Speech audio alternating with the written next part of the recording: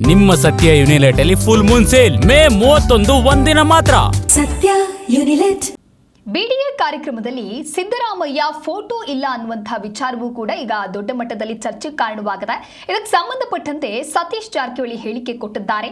ನಾಯಕರ side line ಎಲ್ಲಾ ಪಕ್ಷಗಳಲ್ಲೂ ಕೂಡ ಇರುತ್ತೆ. ಒಟ್ಟಾರೆಯಾಗಿ ಒಬ್ಬರನ್ನ ಹಿಂದೆ ಹಾಕಿ ಮತ್ತೊಬ್ರು ಬರಬೇಕಾಗತ್ತೆ.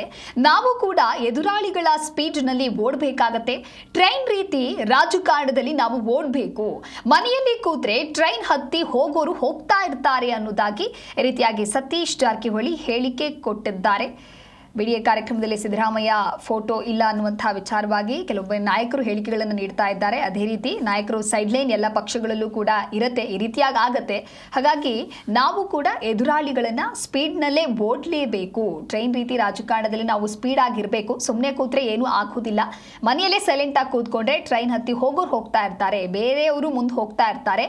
ಆದರೆ ನಾವು ನಿಂತಲೇ ನಿಂತಿರ್ತೀವಿ ಅನ್ನುವಂಥ ಒಂದು ಆ್ಯಂಗಲ್ನಲ್ಲಿ ಈ ರೀತಿಯಾಗಿ ಸತೀಶ್ ಜಾರಕಿಹೊಳಿ ಹೇಳಿಕೆ ಕೊಟ್ಟಿದ್ದಾರೆ.